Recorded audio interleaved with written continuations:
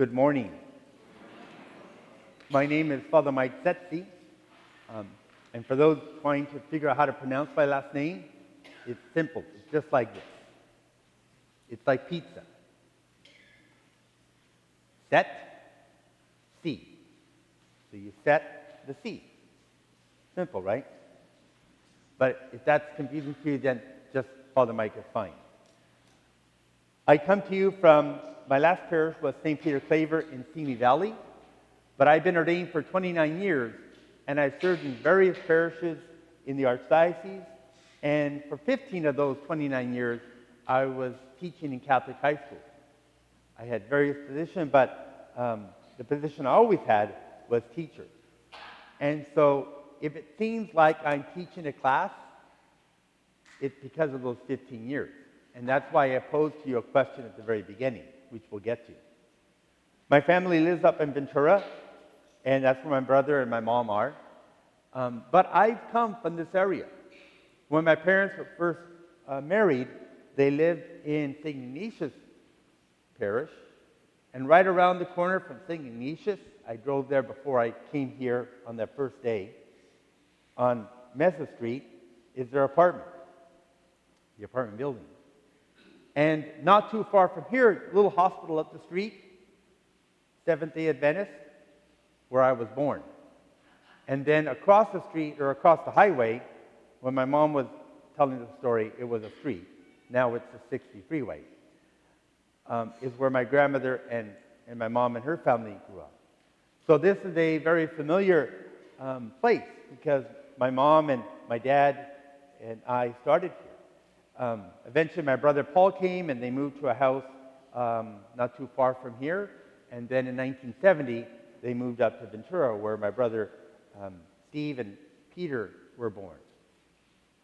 I have 6 nieces and nephews, and again, they're much older now, but they're all in Ventura as well.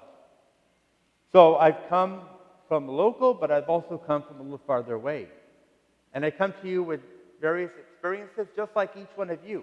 And hopefully through the years that we're together, we're able to draw on each other's experience and continue to build up the vibrancy of St. Bernard.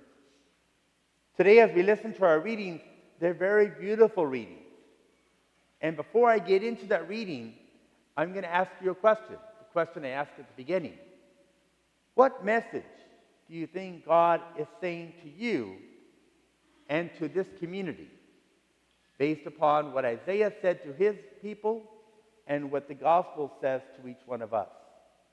Now, I'll tell you, it's like the first day of class. Nobody wants to ask the teacher a question, right? But I guarantee you, there is no wrong answer.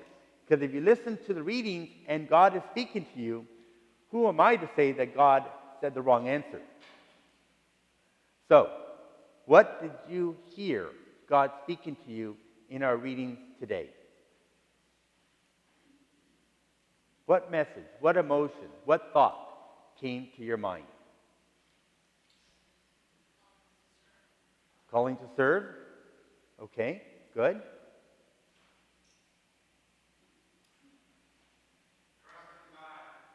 Trust in God. Anybody else? Sorry? Spread God's word. That's what the 72 did. Yes? Yes. It's not enough to just believe. You've got to go out and do something about it. You got to do something with it, right? You got to do something with the knowledge, right? Those are all perfect answers. And they're all correct answers. But did you notice how Isaiah began that reading? To rejoice. This is the last chapter of Isaiah. And Isaiah is reminding the people of God, how God is present to them. And sometimes we could look at life and say, gosh, it's so difficult. There's so many issues that we have to deal with.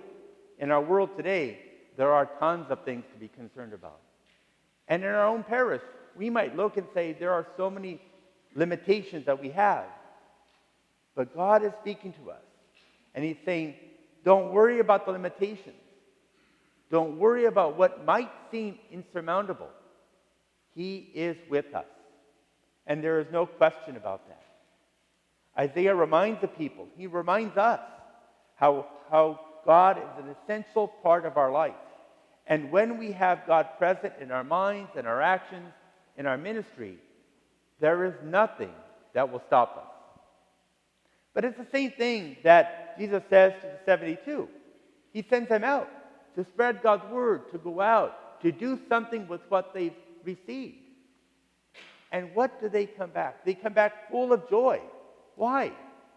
Because they realize that through the power of God working through them, they were able to do so many good things. And that's where we are.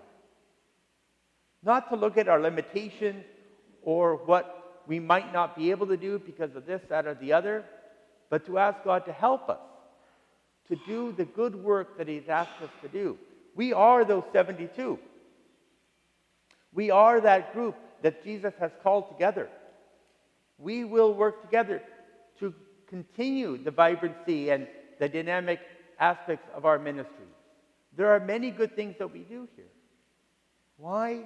Because God is with us. That's what Isaiah says to us. That's what Jesus is saying to the disciples. It's not because Father Mike has showed up, it's because you guys have showed up. And it's because God has been ever present. You celebrated 100 years because God has continued to be present among us. That's what brings us together, God. That's what allows us to go forward, to share the good news, to minister within our own community and to the neighborhood around us, because God is present. That's what Isaiah says, and that's what Jesus says to the 72. Go out. Don't worry about the money bag, the sandals, or anything else. Trust in God. God will provide, and you will be successful. We will be successful. And at the end, probably the most important part of our scriptures today is what Jesus says to the disciples. You're able to do many good things, but at the end of life, make sure there's one thing, that your names are written in heaven, because God knows who you are, because of the work you've done. You know, it'd be a sad commentary on life if someone went through life not participating, not acting, not recognizing God's presence in their life. Kind of like someone come into your door, knocking on that door, and asking to come in. And you say, I don't know who you are. Do you let strangers in to your house? Who lets strangers into their house? Who lets neighbors and friends come into their house? Nobody? You guys don't invite anybody into your house? Your neighbor, your friend, the person you know? You do. We want to be able to knock at the door, and God opened the door and said, I've been waiting for you. I know who you are. And Jesus says in the last part of the gospel, be rest assured. Celebrate and be joyful for the work you've done, but be more joyful that God knows who you are. Today we come together because we know God and God knows us. And it's through that confidence of having that relationship with Him that we're able to do the good work. And so in the years to come, we will do good work. We will continue the ministries. We will continue to build this vibrancy of this parish, because God promises to be with us, and God carries us each day of our life.